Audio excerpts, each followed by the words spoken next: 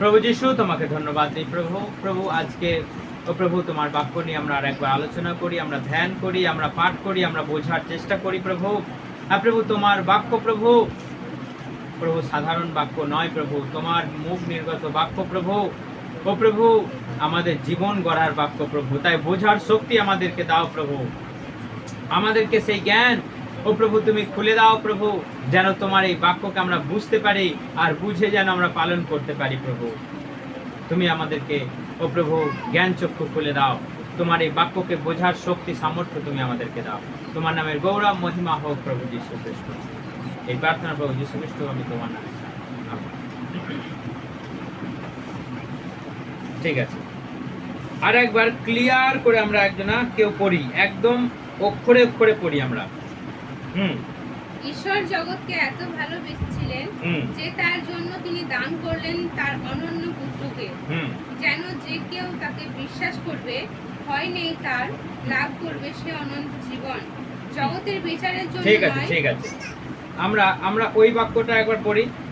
ঈশ্বর মানুষকে এত ভালোবাসলেন যে তার একমাত্র পুত্রকে তিনি দান করলেন, যেন যে কেউ সেই পুত্রের উপর বিশ্বাস করে সে বিনষ্ট না হয় কিন্তু অনন্ত জীবন পায়। হালেলুয়া।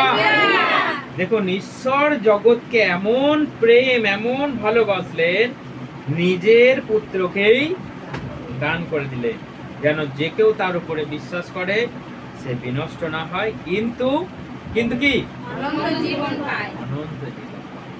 সেই জন্য পৃথিবীতে একমাত্র ব্যক্তি যীশু খ্রিস্ট, তার উপরে বিশ্বাস স্থাপন করলে, তার উপরে বিশ্বাস দৃঢ়ভাবে রাখলে সে অনন্ত জীবন পায়। কত একটা বড় কথা, শোনালে ছোট কিন্তু এটা একটা বড় কথা। কেউ যদি এটাকে নিয়ে বিশ্লেষণ করে এটা একটা বড় কথা। বললেন একমাত্র প্রিয় পুত্র, তার আর কটা পুত্র আছে? আর আছে তিনটে, তিন ভাই। তারা ক ভাই? একবার। তাহলে একটা ছেলে আছে, তাহলে একটা ছেলেকে তো সে যত্ন করে আঁকড়ে ধরে আটকে রাখতে পারতো, কিন্তু একটা ছেলেকেও দান করতে তিনি দ্বিধাবোধ করলেন না, তিনি সকলের জন্য দান করলেন। যে কেউ তাকে বিশ্বাস করবে, এখানে কারো নাম উল্লেখ নেই, এখানে কারো জাত উল্লেখ নেই, এখানে কারো ধর্ম উল্লেখ নাই, যে কেউ তার উপরে বিশ্বাস করে সে বিনষ্ট হবে না, অনন্ত জীবন পাবে। হালেলুয়া। তাহলে ঈশ্বরের কি ধর্ম কে বলতে পারবে? ঈশ্বরের কি ধর্ম? প্রভু যীশু খ্রিস্টের ধর্ম কি? হ্যাঁ, কেউ বলছে না? একজনা দুজনা ছাড়া যীশু খ্রিস্টের ধর্ম কি? ভালোবাসা। জোরে বলো। যীশু খ্রিস্টের ধর্ম খ্রিস্টান। কেউ জানে না এটা? যীশু খ্রিস্ট খ্রিস্টানদের, ইয়েস আর নো? হ্যাঁ, যীশু খ্রিস্ট খ্রিস্টানদের নয়। তাহলে যীশু খ্রিস্ট জিহুদি? যীশু খ্রিস্ট কোন ধর্মের, কোন জাতের? হ্যাঁ, সারা বাইবেলে আমরা কোথাও দেখেছি যে যীশু খ্রিস্ট মুখ দিয়ে কোনো জাতের নাম করেছে? যীশু খ্রিস্ট কোনো ধর্মের নাম করেছে যে আমি অমুক জাতি, আমি অমুক ধর্ম? ঈশ্বরের কাছে কোনো জাত নেই, কোনো ধর্ম নেই। ঈশ্বর এক, অদ্বিতীয় ঈশ্বর, পুরুষ।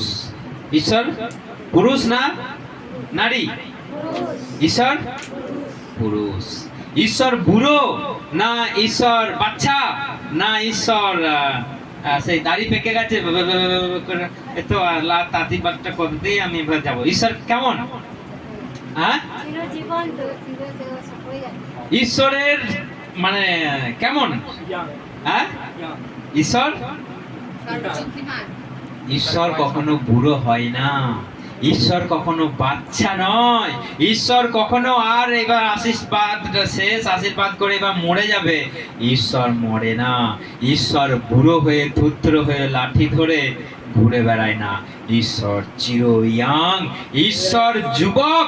ঈশ্বরের রূপ কখনো আমরা চোখে দেখতে পারি না, তার রূপ এত সুন্দর, তার রূপ চোখে দেখলে মানুষ ধাঁধা খেয়ে যায়, মানুষ ভিড়মি খেয়ে যেতে পারে, তার রূপ দেখলে মানুষ দাঁড়াতে পারে না, মুখ গুঁজে পড়ে যায়। আমরা যতগুলো বাইবেলে দেখেছি যে যতজনা ঈশ্বরকে দর্শন করেছিল সবাই মুখ গুঁজে পড়ে গিয়েছিল, কারণ তার জ্যোতির সামনে কেউ দাঁড়ানো যায় না। হালেলুয়া। হালেলুয়া। সেই জন্য আমরা যদি ঈশ্বরকে নিয়ে ধ্যান করি, আমরা অনেক ছেড়ে দিলাম, আমরা মানুষকে ছেড়ে দিলাম, আমরা এই জাতপাতকে ছেড়ে দিলাম, আমরা সব কিছু ছেড়ে দিলাম, আমরা ঈশ্বরকে নিয়ে চলি। আমরা মাটির পুতুলকে নিয়ে চলি না, যাদেরকে কিনে আনতে হয়, যাদেরকে বানাতে হয়। আমরা কাকে নিয়ে চলি? ঈশ্বরকে নিয়ে চলি। যাকে নিয়ে এত অপমান, যাকে নিয়ে এত বদনাম, যাকে নিয়ে এত কুচ্ছ, যাকে নিয়ে এত ভাগাভাগি, যাকে নিয়ে এত খুনোখুনি, যাকে নিয়ে এত যুদ্ধ, আমরা সেই ঈশ্বরকে নিয়ে কত বিতর্ক। হ্যাঁ, সেই ঈশ্বর তিনি ভালোবাসা দেখাতেলেন, তাকে নিয়ে এত বিতর্ক তৈরি হয়ে গেল, এত ধর্ম তৈরি হয়ে গেল। তিনি মানুষ সৃষ্টি করলেন, মানুষকে নারী আর পুরুষ করে বানালেন। আজকে মানুষ যত বৃদ্ধি পেতে লাগলো, তত ধর্মের প্রসার হতে লাগলো। যত মানুষ ছড়িয়ে যেতে লাগলো, তত মানুষের জাত তৈরি হতে লাগলো। একটা অদ্ভুত জগৎ। ঈশ্বর একটা পরিকল্পনা করে বানালো, আর একটা এই জগৎ হয়ে গেল। আপনি একটা পরিকল্পনা করে আপনি বেরুলেন, আর রাস্তায় একটা পরিকল্পনা আপনার ঘটে গেল। ঠিক সেই রকমই ঈশ্বর একটা সুন্দর পরিকল্পনা করে, একটা সুন্দর মনস্থ করে এই জগৎকে বানালো, যে আমি মানুষের সঙ্গে থাকবো, মানুষের সঙ্গে ঘুরবো, মানুষের সঙ্গে বেড়াবো, আমি মানুষের সঙ্গে কথা বলবো, সময় কাটাবো। মানুষকে ঈশ্বর সৃষ্টি করলেন, মানুষকে ঈশ্বর বানালেন, আর মানুষ এখানে ঈশ্বরকে আজকে ভুলে গেল। তার মুখের উপরে কথা বলতে লাগলো, তার মুখের উপরে মানুষ বিদ্রোহ করতে লাগলো। তারই খেয়ে, তারই পরে, তারই শ্বাস নিয়ে, তারই প্রশ্বাস নিয়ে মানুষ চলতে চলতে তার বিরুদ্ধে কথা বলতে লাগলো। আরে ভাই, বোঝার চেষ্টা করো, ওর দয়াতে আমি বেঁচে আছি। যদি ও আমাকে যদি একবার তাড়িয়ে দেয়, ও যদি আমাকে একবার যদি টুক করে দেয়, তাহলে আমার বিনাশ। তার বিরুদ্ধে আমি কথা বলছি। মানুষের সাহস বেড়ে গেল, মানুষের দুর্বুদ্ধি বেড়ে গেল। শয়তান মানুষকে সেই সাহস দিয়ে দিল, কি সাহস? যেটা ঈশ্বরের বিরুদ্ধে কথা বলতে পারে। মানুষ মরুপ্রান্তরে, মানুষকে আমরা দেখলাম তার বিরুদ্ধে বিদ্রোহ করলো, ঈশ্বরের বিরুদ্ধে। স্বর্গে স্বর্গদূতেরা ঈশ্বরের বিরুদ্ধে বিদ্রোহ করলো। সেই বিদ্রোহ আমরা দেখলাম এই পৃথিবীতে। মানুষ আজকে ঈশ্বরের বিরুদ্ধে বিদ্রোহ করলো, আর মানুষ দলে দলে দলে দলে মারা পড়তে লাগলো। সেই জন্য আমাদের কথা দেখতে হবে, আমাদের চিন্তা করতে হবে। ঈশ্বর একটা ভালোবাসার ঈশ্বর, ঈশ্বর করুণার ঈশ্বর, ঈশ্বর দয়ার ঈশ্বর। সেই ঈশ্বরকে পেয়েও আজকে আমরা অনেক সময় ঈশ্বরের বিরুদ্ধে কথা বলি, আমরা মানতে চাই না, আমরা বুঝেও বুঝতে চাই না, আমরা কেবল ঈশ্বরের বিরুদ্ধে কথা বলি। একটু সামান্য বিঘ্ন পেলেই আমি ঈশ্বর থেকে আমি পালিয়ে যাব, একটু বিঘ্ন পেলেই ঈশ্বর থেকে পালিয়ে যাব। আপনি যদি ঈশ্বর থেকে পালিয়ে যান, কার ক্ষতি? কার ক্ষতি? হ্যাঁ, আমার ক্ষতি? না না, আমার ক্ষতি না, না আমার ক্ষতি। কে পালিয়ে ঈশ্বর থেকে যদি কেউ ছিটকে চলে যায়, দূর আমি আর চার্চে যাব না, দূর আমি আর যিশু যিশু করব না, দূর আমার দরকার নেই, কার ক্ষতি? না না, আমাদের ক্ষতি। না না না না না, এই জায়গাটার ক্ষতি। কার ক্ষতি? না না না না না, নিজের ক্ষতি নয়। কে বলেছে নিজের ক্ষতি? আপনি চার্চ থেকে চলে গেলে, আপনি যিশুর নাম ছেড়ে দিলে, কার ক্ষতি? না না না, এটাই মানতে পারছি না। আজকে মানুষ সেটাই মনে করে যে আমি তোমাদের কাছে যাব না, আমার দরকার নেই, যিশুর মণ্ডলী আমার দরকার নেই। কার ক্ষতি ভাই? তুমি নিজের ক্ষতি ডেকে আনছো। তুমি মানলাম, হ্যাঁ এখানে এলে না, তুমি প্রার্থনা তুমি চালিয়ে যাও, তুমি যিশুর সঙ্গে সম্পর্ক ছেড়ো না। আমি মানলাম যিশুর কাছে তুমি বিঘ্ন পেলে, কিন্তু বিঘ্নটা তুমি পেলে, তুমি একটা ধিৎকার পেলে, তুমি কতদিন তার থেকে তুমি অভিমান করে থাকবে? আজকে আমি প্রার্থনা করবো না, আজকে আমার ভালো লাগছে না, আজকে আমার কোনো মুড নেই, না আছে গান করতে, না আছে প্রার্থনা করতে, না তার নাম ধরে ডাকতে আমার মুড নেই। কারণ আমি যাই চাইছি কিছুই হচ্ছে না, আমি যাই চাইছি কিছুই হচ্ছে না।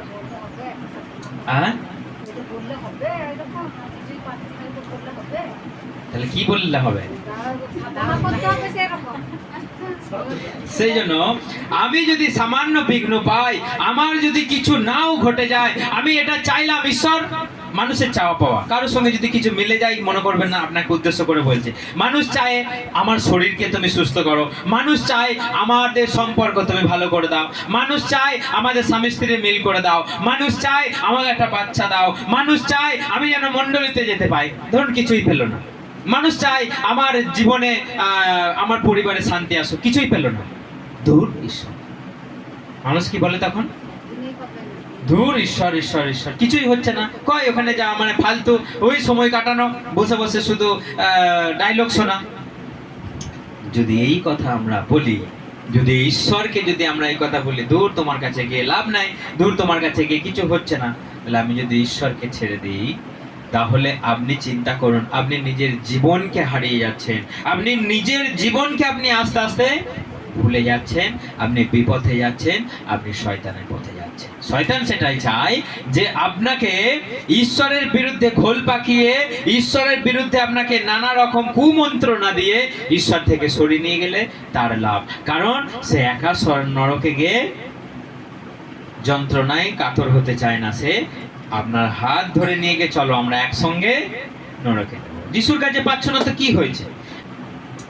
সেই জন্য আজকে মানুষ ঈশ্বরকে ছেড়ে দিয়ে আজকে মানুষ ছুটে চলে যাচ্ছে যে আজকে আমি যিশুর কাছে পাচ্ছি না, আমি কার কাছে যাব?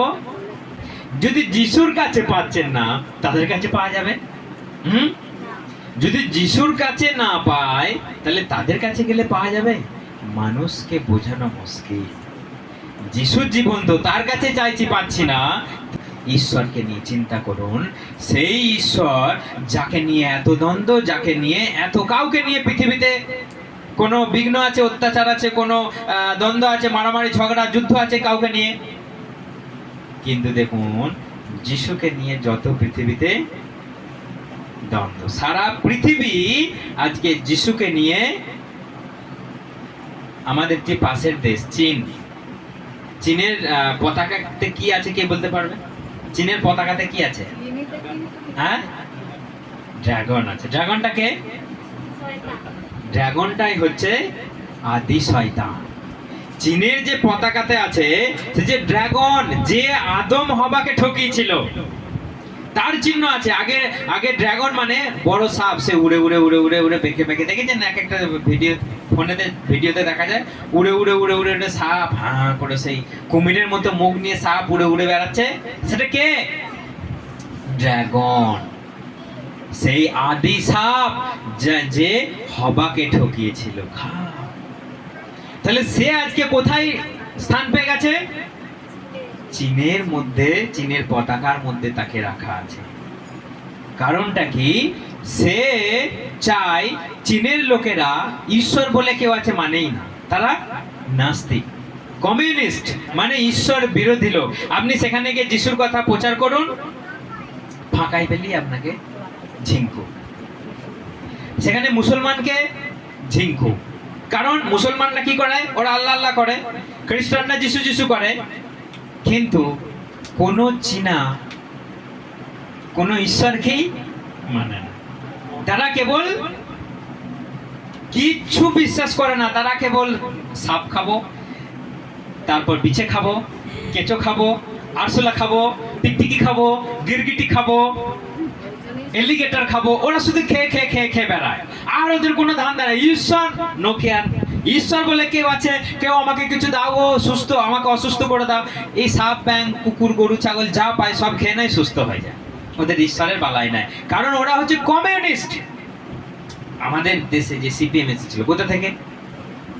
চীন থেকে। কারণ চীনের লোকেরা ঈশ্বর মানে না। আমাদের কমিউনিস্ট সিপিএম পার্টির লোকেদের মতবাদ হচ্ছে আমরা ঈশ্বরকে মানি না, ঈশ্বর বলে কেউ আছে আমরা মানি না। সেই জন্য আপনি দেখুন, সেই যিশু সেখানে ঢুকতে চাইলে সেই সব মানুষগুলো যিশুকে স্বীকারই করবে না। কাকে স্বীকার করে নিয়েছে? ড্রাগনকে। কত বড় শয়তানের ধান্দাবাজ চিন্তা করুন, শয়তানের কত বড় প্ল্যান চিন্তা করুন। সেখানে তারা ঈশ্বরকে মানে না, আমি ঢুকে যাই। ড্রাগন সেই দেশে ঢুকে গিয়ে সমস্ত দেশকে পরিচালনা করছে এবং সমস্ত দেশের মানুষের মনে প্রাণে ঢুকে আছে। আমাদের ড্রাগন আমাদের প্রতীক, আমাদের ড্রাগন মানে সেই আদি সাপই হচ্ছে আমাদের প্রতীক, আমরা তাকে ফলো করি। এটা শয়তানের কারসাজি, মানুষের ভিতরে ছলে বলে কৌশলে ঢুকে গেছে, সেখানে ঈশ্বরের নাম চলবে না। সেই জন্য আপনি দেখুন, যত কিছু পৃথিবীতে দ্বন্দ্ব চলছে কাকে নিয়ে? যিশুকে নিয়ে। যিশুকে নিয়ে লড়াই, যিশুকে নিয়ে মারামারি, যিশুর কথা বলতে দেওয়া যাবে না। আপনি সব কথা বলুন, যিশুর কথা বলতে দেওয়া যাবে না। কারণ শয়তান জানে যে যিশু যেখানে ঢুকে যাবে সেখানেই ভাই আমার ভাত উঠে যাবে। সেই জন্য যিশুকে ঢুকতে দেওয়া যাবে না, যিশুকে বাধা দাও। যিশু যেখানেই ঢুকতে চাইবে ওরা আন্দোলন শুরু করবে। এবার আন্দোলন করতে করতে যদি ওরা জিতে যায়, ধর্ণা দিয়ে যদি জিতে যায়, তাহলে বাস যিশু ঢুকতে পেল না। আর যদি যিশু ঢুকে যায়, বাস তাদের ভাত কাপড় উঠে গেল। সেই জন্য যিশুকে বাধা দেওয়ার জন্য সমগ্র দেশে আজকে লড়াই। আজকে ইসরায়েলকে দখল করবার জন্য সমস্ত দেশ উঠে পেরে লেগেছে। 10টা তার চারিদিকে ঘেরা শত্রু দেশ উঠে পেরে লেগেছে।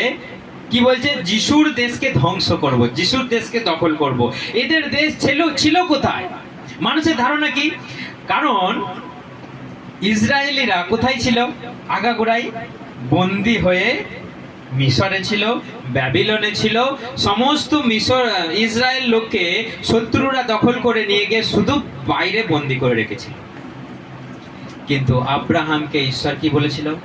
আমি তোমাকে এই দেশ দেব, আমি তোমাকে এই দেশ দেব, দুগ্ধ মধু প্রবাহী দেশ, যেখানে কোনো খাদ্য বস্ত্র কোনোদিন অভাব হবে না। একটা সুন্দর দেশ যেখানে সবকিছু পাওয়া যায়।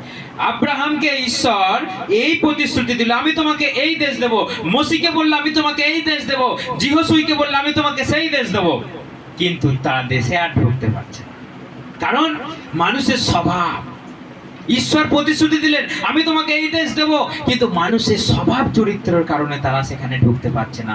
যখন শেষমেশ জিহোশুয়ের সময়ে যখন তারা সেই জিরিহ নগরের কাছে এলো, জিরিহ নগরটা প্রাচীর দিয়ে ঘেরা। জিরিহ নগর প্রাচীর দিয়ে ঘেরা, কি করে ঢুকবো? তখনও বাধা। কিন্তু ঈশ্বর তখন তাদেরকে সেই রাস্তা বলে দিলেন যে তোমরা এইবার 7 বার প্রদক্ষিণ করবে, প্রাচীর পড়ে যাবে, তোমরা ঢুকে যাবে। কিন্তু ঈশ্বরের দেশে কারা দখল করে আছে? ফিলিস্তিনিরা আগাগোড়ায় সেখানে দখল করে বসে আছে। প্যালেস্টাইনের সেই গলিয়াতের লোকেরা সেখানে দখল করে জুড়ে বসে আছে। কার দেশ? ইসরায়েলিদের দেশ, যাকোবের দেশ। সেই দেশকে দখল করে বসে আছে অন্য জাতি। তো তখন তারা প্রার্থনা করলো, 7 বার প্রদক্ষিণ করলো, প্রাচীরটা বসে গেল, তারা সবাই ঢুকে গেল, দখল করে নিল। কিন্তু এখন তারা কি বলছে? তারা তো আমাদেরকে হাঁটি নিয়ে দখল করে বসে আছে। তাদের দেশ কোনো কালেই ছিল না। তাদের দেশ মানে ইসরায়েলের দেশ কখনো কোনো কালে ছিল না। এখনো তারা সেই মন্তব্যই ধরে আছে যে এদের দেশ কোনো দিনও ছিল না, এরা দখল করে জুড়ে বসে আছে। কিন্তু ঈশ্বর কি বলেছিল? তারা শাস্ত্র ভুলে গেছে। ঈশ্বর কি বলেছিল আব্রাহামকে? যে আমি তোমার বংশকে এই দেশ দেব, পূর্ণ হয়েছে। হালেলুয়া। আব্রাহামকে বলেছিল আমি তোমার বংশকে এই দেশ দেব। আব্রাহামের যখন কেউ নাই, আব্রাহামের যখন কোনো সন্তান সন্ততি কেউ নাই, ঈশ্বর তখন বলছে আমি তোমার বংশধরকে দেবো। এ কেমন করে সম্ভব? এ কেমন করে সম্ভব? যখন তার সন্তান হয়নি। কারণ ঈশ্বর জানে এই আব্রাহাম থেকে আজকে সারা পৃথিবী পূর্ণ হয়ে যাবে। কারণ ঈশ্বরের পরিকল্পনা একটা বিশাল পরিকল্পনা, মানুষ বুঝে উঠতে সক্ষম নয়। সেই জন্য ঈশ্বর বললেন আমি তোমার বংশধরকে এই দেশ দেব। কিন্তু আজকে সেই দেশকে তারা সংগঠন করেছে, আজকে সেই দেশকে তারা নিজেদের করে নিয়েছে। হালেলুয়া। কিন্তু আজকে বলছে ওরা কোনো কালেই ওটা ওদের ইসরায়েলের দেশ ছিল না, ওদেরকে হাঁটাও, ওদেরকে যুদ্ধ করো, ওদেরকে মেরে দাও। আজও বম ফেলছে, কালো বম ফেলছে, পরশুদিনও বম ফেলবে, রোজ তাদেরকে ধ্বংস করার চেষ্টা করছে। কিন্তু ঈশ্বর কি বলেছে? আমি আমার দেশকে রক্ষা করব। আমি ইসরায়েলের, আমি যাকোবের নাম ধরে রেখেছি, আমি তার হাতকে ধরে রেখেছি, কেউ টলাতে পারবে না। তার চারিদিকে শত্রু দেশ, তার চারিদিকে সমস্ত মানুষ শক্তি নিয়ে, বড় বড় বম নিয়ে, বড় বড় পরমাণু বম নিয়ে বসে আছে, কিন্তু তাকে কেউ টলাতে পারছে না। কারণ সেখানে ঈশ্বর স্বয়ং রক্ষাকারী। হালেলুয়া। সেজন্য ঈশ্বর বলেছে যে তুমি যদি আমাকে বিশ্বাস করো, তোমাকেও কেউ টলাতে পারবে না। তুমি যদি আমাকে বিশ্বাস করো, তুমি কখনোই বিনষ্ট হবে না, কিন্তু অনন্ত জীবন পাবে। সেই জন্য ঈশ্বর দেখুন যা কথা বলেছে কোথাও গড়মিল পাওয়া যাবে না। ঈশ্বর যা কিছু কথা বলেছে কোথাও অমিল, যে ওখানে এই কথাটা বলেছে এই কথাটার সঙ্গে এই কথাটা মিলছে না। কারণ ঈশ্বর জিসাইওকে যা বলেছে, ঈশ্বর জিরোমিওকে যা বলেছে, ঈশ্বর দানিয়েলকে সে একই কথা বলেছে, কোথাও উল্টো নয়। ঈশ্বর যোহনকে প্রকাশিত বাক্যতে যা বলেছে একই কথা বলেছে। যখন দানিয়েলকে বলেছিল তখন যীশু খ্রিস্টের জন্মের কয়েকশো বছর আগে দানিয়েলকে বলেছিল, কিন্তু যীশু খ্রিস্টের মৃত্যু, যীশু খ্রিস্ট স্বর্গে চলে যাওয়ার পরে সেই যোহনকে সেই একই কথা বলেছে, ইসরায়েলকে দখল করবে, শত্রু দখল করবে, আমাকে নিয়ে যত ঝগড়া অশান্তি বিবাদ চলবে, আমার দেশকে তারা সারা জীবন কবজা করবে। কেন দাউদ আর গলিয়াতে যুদ্ধ হয়েছিল? কারণ ফিলিস্তিনিরা সেই ইসরায়েলকে দখল করবে বলে এসেছিল। সারা ইসরায়েলে 8 ফুট হাইটের লোক ছিল না, 8 ফুট হাইটের লোক ছিল না। যখন গলিয়াত এসে ধ্যাপ ধ্যাপ করে এসে এরকম দাঁড়িয়েছে, কয় কে আমার সঙ্গে যুদ্ধ করতে পারো এসো। এখন গ্রেট খালিকে আপনারা চেনেন? কেউ দেখেছেন? একটা বিশাল হাইটের লোক এরকম করতে করতে ধ্যাপ ধ্যাপ করতে করতে একবার পাঞ্জাবে ওই বাজিন্দর সিং এর প্রার্থনাতে গেছে, বলছে হালেলুয়া হালেলুয়া আপ সব কথা। ওর কথাগুলো এরকম, ভালো কথা বলতে জানা। ও আজকে বিশাল হয়ে গেছে কেন? ওর মধ্যে রোগ ছিল, ও ছোটবেলায় ও পোলিও রোগ থেকে ওই রকম বিশাল লম্বা হয়ে গেছে, বিরাট কদাকার হয়ে গেছে, এই দিকটা সরু হয়ে গেছে। এরকম করতে করতে যাবো হালেলুয়া হালেলুয়া করতে করতে ওই রকম গলিয়াত ছিল ওর সামনে। যখন বাজিন্দর সিং দাঁড়িয়েছে, ওর বাজিন্দর সিং ওর পেটে পড়ছে এইখানে, আমরা বোধহয় ওরা এইখানে পড়বো। সেই রকম গলিয়াত। আর দাউদ আমার মতো শুটিং পাড়া। দাউদ কার মতো? আমার মতো। তখন গলিয়াত এসেছে সেই রকম গ্রেট খলির মতো। তখন বলছে তুই, এরে আমি কুকুর নাকি রে, তুই আমাকে একটা লাঠি নিয়ে এসেছিস মারবি বলে? আজকে আই তোকে কেটে আকাশের পাখিদেরকে খাওয়াবো, অনেকদিন এই শকুনিগুলো খেতে পায় না। কাকে বলছে? দাউদকে বলছে গলিয়াত। কারণ দাউদ ছুটি পাড়া। আর একটা কি নিয়ে এসেছে? চাম্বাটুল, পাখি মারার চাম্বাটুল নিয়ে এসেছে। বলছে এই রে, এই তুই কি কুকুর তাড়াবার জন্য এসেছিস নাকি রে? এই আমাকে তুই মারবি নাকি রে? আয় আয়, তোর খুব শখ হয়েছে, আয় আজকে তোর মাংসগুলো কেটে কেটে আমি পাখিদের, আকাশের পাখিদের খাওয়াবো। তখন বলছে আমি আমার ইসরায়েলের ঈশ্বরের সদাপ্রভুর বাহিনীগণের ঈশ্বরের নাম নিয়ে এসেছি। আজকে ঈশ্বর তোকে আমার হাতে সমর্পণ করেছে, তোর মাথাটা কেটে আজকে আমি বিজয় লাভ করব। হালেলুয়া। যখন ও ছুটে আসছে, বলছে তোর এত বড়, ছোট মুখে বড় কথা। ও এরকম ধ্যাপ ধ্যাপ করতে করতে ছুটতে ছুটতে আসছে। আর দাউদের কাছে 5টা পাথর ছিল, একটা চাম্বাটুলে পাকিয়ে এরম করে পাকিয়ে সটাম করে ছেড়ে দিয়েছে, এখানে পড়লো, ব্যাস চিতিয়ে পড়লো। আর দাউদ গিয়ে সঙ্গে সঙ্গে তারই বগি নিয়ে তার গলাটা কেটে তুলে জয় যিশু সদাপ্রভুর মহিমা হোক বলে উঠলো। আর সমস্ত ইসরায়েল ছুটে এসে তাকে কাঁধে তুললো। হালেলুয়া। আর এদিকে সমস্ত গলিয়াতের লোকেরা সাঙ্গপাঙ্গরা সব যে যার পারলো ছুটলো, সব অস্ত্র শস্ত্র ফেলে দিয়ে যে যার পারলো বনে বাজারে নদীতে আরে ছুটে সব পালিয়ে গেল। এখানে ইসরায়েলেরা জয়লাভ করলো, সৌল জয়লাভ করলো। এটাই হচ্ছে যে ঈশ্বরের নাম নিয়ে যাবে তাকে টলানো ভাই মুশকিল আছে। ঈশ্বরের নাম যেখানে আছে লোকে অনেক হোঁশ করবে। গৌড় সাপগুলো দেখেছেন যখন থাকবে গর্তয় করে, মানে কি আপনার কাছে যাবেন না, কিন্তু ও কাজ করলে কিছু করতে পারবে না, ওকে লাঠি করে বাদাম করে দিয়ে দিলি বাস কুপকার। ঠিক সেই রকমই গোসাপ গুলো ওরকম করে। ঠিক সেই রকমই শত্রুরা অনেক বলবে উঠিয়ে দেবো, ভেঙে দেবো, তুলে দেবো, কিন্তু কিছুই করতে পারবে না। রোজ প্ল্যান করছে ইসরায়েলকে বম দিয়ে উড়িয়ে দাও, কারণ ওর নিজস্ব দেশ নয় ওটা। ওরা এসে এখানে উড়ে এসে জুড়ে বসেছে। কিন্তু বাইবেল কি বলছে? ওরা এসে নিজের দেশকে দখল করবে, ওরা এসে নিজের দেশ হবে, আর অন্তিম কালে তাদের নিজস্ব দেশ হবে। তখন জানবে ঈশ্বরের আগমন। কারণ আজকে ইসরায়েল নামে একটা নিজস্ব দেশ, জিহুদি জাতির একটা নিজস্ব দেশ বলে আছে। সেই জন্য মনে রাখুন যে ঈশ্বরের আসার টাইম হয়ে গেছে। দিয়েছে। হালেলুয়া। সেই জন্য যে যাই বলুক, উড়িয়ে দেবো, ভেঙে দেবো, ভেঙে দাও, ফুটিয়ে দাও, উড়িয়ে দাও, যিশুর লোককে উড়িয়ে দাও, যিশুর লোককে ভেঙে দাও, আদিতেও বলে এসেছে, এখনো বলছে, এরপরেও বলবে, তার কাজকে থামানো যাবে না। যখন রাতের বেলা যিশুকে মারার পরিকল্পনা চলছে, সমস্ত যাজকরা একত্রিত হয়েছে, সেখানে নিকদিম নামে একজন লোক বলছে, তোমরা এটা কি করছো রাতের অন্ধকারে? এটা কি বিধি? এটা কি ন্যায্য? তোমরা রাতের অন্ধকারে একজন ব্যক্তিকে মারার পরিকল্পনা করছো? আমি তোমাদের একটা কথা বলছি। তখন ওরা রেগে গেছে, তুমিও বেটা যিশুকে বিশ্বাস করে ফেলেছো বোধহয়, তুমি ওই যিশুর দলে, তাহলে এখানে এসেছো কেন? তখন ওকে ঘাড় ধাক্কা দিয়ে তাদের মিটিং থেকে তাড়িয়ে দিচ্ছে। তখন একটা নিকদিম একটা কথা বলেছে, যদি এটা মানুষের কাজ হয় থেমে যাবে, আর যদি এটা ঈশ্বরের কাজ হয় তোমরা থামাতে পারবে না।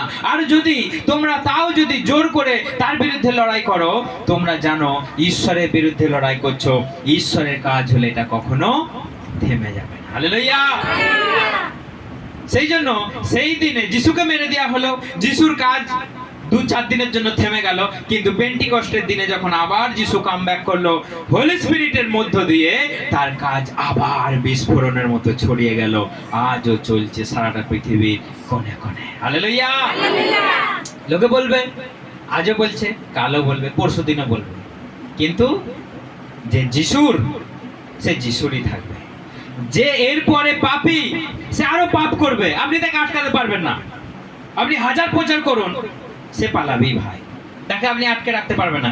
এরপরে যে পবিত্র, তাকে আপনি একটাও পাপ করাতে পারবেন না, কারণ বাইবেল বলছে, যার শোনার মতো কান আছে সে শুনুক, যার শোনার মতো কান আছে সে শুনুক।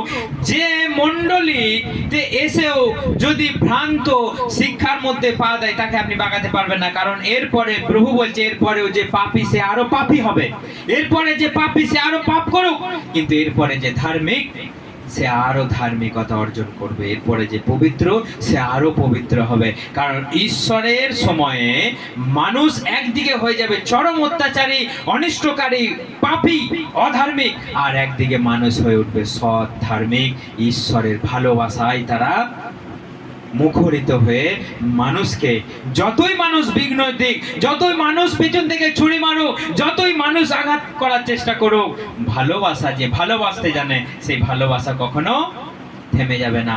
যিশুকে লোকে মারলো, যিশুর ভালোবাসা থেমে গেল? যে তাকে মারলো, যে তাকে চাবুক মারলো, যে তাকে বললো ওকে ক্রুশে দাও, যিশু খ্রিস্ট তাকে মেরে দিয়েছিল?